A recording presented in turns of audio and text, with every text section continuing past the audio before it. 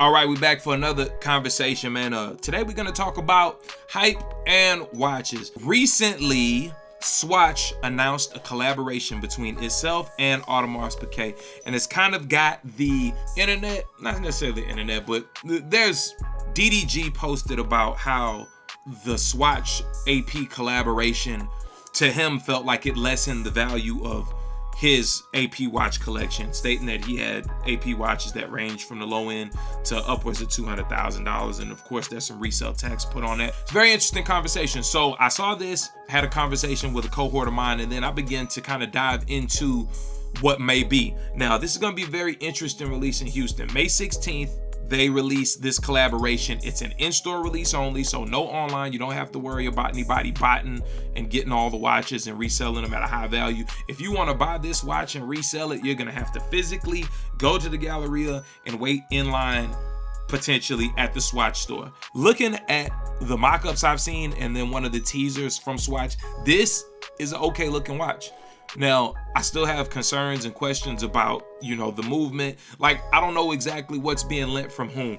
Are we looking at a bi-ceramic material Swatch watch that just has an AP structure and, basically has the AP cosign from there? Are we looking at something that's going to have genuine AP parts? Are we looking at something that has an AP movement? Are we looking at Swatch replicating an AP movement? Like, there's still a lot of questions, but they're saying the price point is going to be between $300 and $500.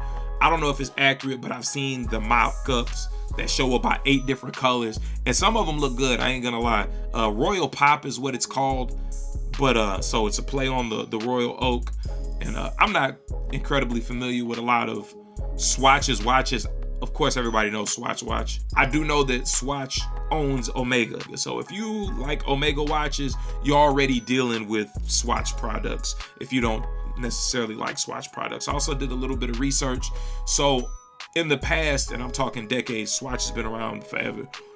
They've made watches that have, sold and resold for upwards of 10,000 to as much as, 80 grand in different venues. So Swatch is not a cheap watch manufacturer. A lot of people are trying to compare Swatch to the Casios of the world, or, even things like Fossil. You don't see people wear many Fossils or Diesels nowadays. Swatch itself is a legitimate watch brand, a legitimate watch creator. Is it of the ilk or the cloth of a Audemars Piguet, a Vacheron, Rolex, Patek Philippe? Probably not. Richard Mille. Is it of that ilk? Absolutely not. Those are luxury high-end watches. Even my favorite watches is a Rolex. Rolex is something that I've always been a fan of. I'm a proud owner of a Rolex. I want more Rolexes. But a lot of these watches are made with such craftsmanship. It lends to why there's an elite club of people that own these watches. And if you own one of them and you worked hard to achieve that, you deserve to be in that club.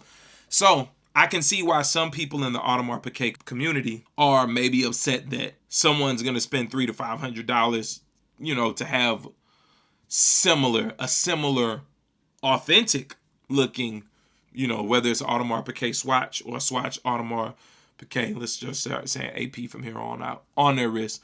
But I say this, I'm looking at designs, and I think I might go wait in line to get this. They have a couple colors, and like I said, there's a teaser that came out, so I don't know how much of this is actually real. We see so much AI generated material out on the internet. Who knows what's really gonna happen? I tried to call the Swatch store to kind of get some details on the what's gonna be happening, how the release is gonna work, and they sent basically, I guess everybody's calling, so they're sending an automated message that's saying that, hey, it's a limited release, first come, first serve. I anticipate this being interesting. I also feel that the way it's being released, and again, I'm gonna say this, there's one Swatch store at the Galleria in Houston. So if you live in Houston and surrounding areas and you're interested in this release, the only place to get it is gonna be at the Galleria. So that's already telling me that the people who can get their hands on this watch, whether they pay $300 or $500 for the watch, resale value is probably gonna double, triple, or more. And I'm interested in that.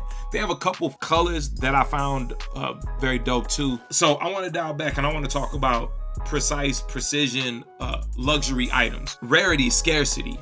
Right now, the space for almost everything is so convoluted. If you're a real jewelry and diamond connoisseur, the market has been flooded with lab diamonds, moissanites. You know, back in the day when I was growing up, it was zircon, so people was wearing glass. Nowadays, it's moissanites, lab diamonds, things that will potentially pass a diamond test. I had a conversation with my jeweler last week, and I was asking him, like, how do you tell the difference, you know what I'm saying, between a lab diamond and a natural diamond? And he's like, it's virtually impossible without, you know, a machine, one of the infrared machines that has a real chemical-based look at the diamonds. A lot of people are buying these for the look, and that's okay. We definitely live in a society where the look is what seems to matter the most to people. So if the look is what matters, there's absolutely nothing wrong with lab diamonds. There's nothing wrong. I see a lot of people putting moissanites in silver to play white gold with diamonds. And for some people it works. Some people get the effect that they want to get.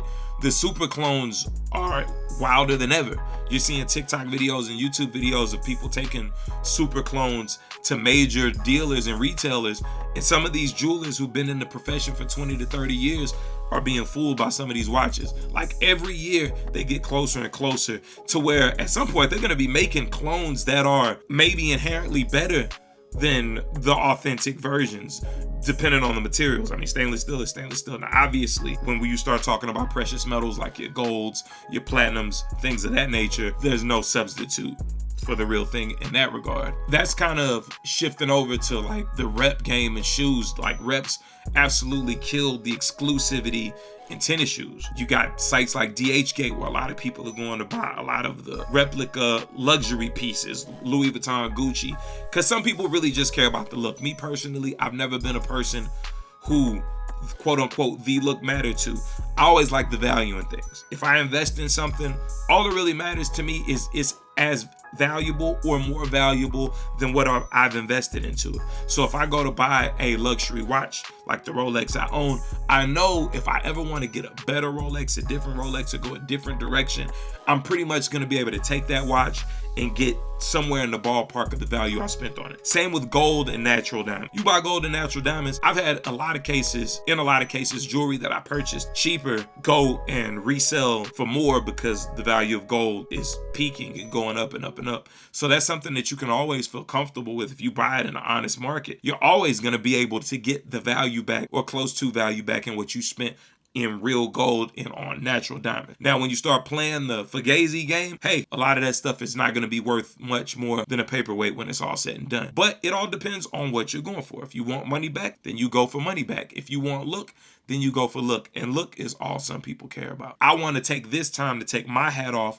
to Ferrari, because one of the things I learned about the brand Ferrari is that no matter how much money you have, you can't just buy your way into a Ferrari. You have to know someone to be welcomed into that club. And I love that. I love that about a luxury, a designer, or a high-end brand. I do think that if you worked hard to earn something or to work your way into a club, you don't want that value lessened by people being able to get into that club or seemingly be in the same space as you by way of cheaper means. But that's all subjective.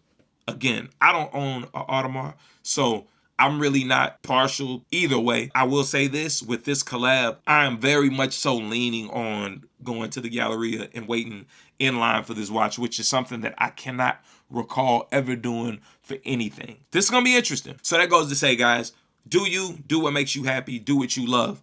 Let's not worry about what everybody else is doing or the looks that everybody else is trying to portray. Get to yours, make it hot. If it ain't hot, make it hot. You know what I mean? And then we live on like that. Let's rock out.